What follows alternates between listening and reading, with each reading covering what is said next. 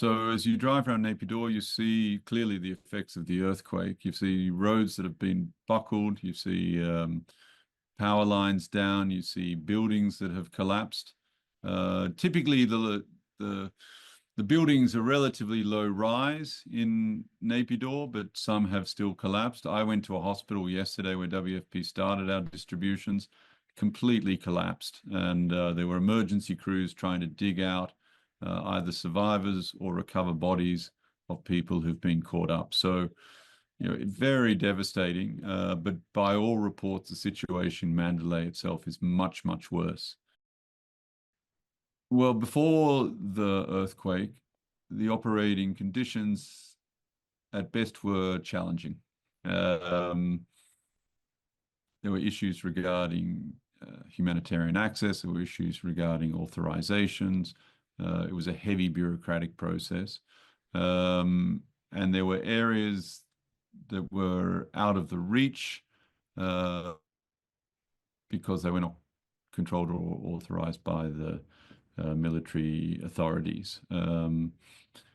We're hopeful that given the scale of and the needs, some of those limitations or restrictions may be relaxed.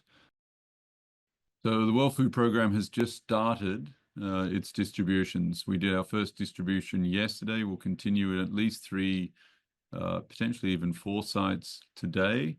And that's the start of an operation which we expect we will need to scale up dramatically over the course of the next days and weeks.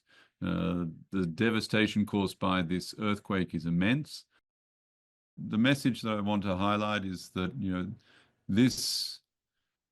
this catastrophe, and it really is a catastrophe, is coming on top of a very dire situation that was already the case in Myanmar. Before the earthquake, we estimate there were already 15 million people who were acutely hungry.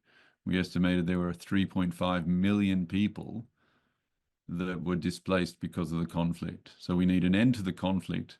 We need access across the country, and we need the funding so that WFP and others are able to respond to the entire set of needs across Myanmar today. So not as it relates to this emergency response thus far, it's too soon.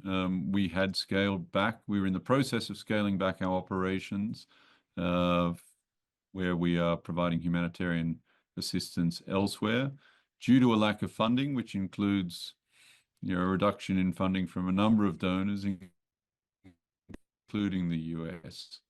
We're in conversations with the US government. We're optimistic that new funding will eventuate. It's essential that WFP has the funding levels required to meet the humanitarian needs across the country.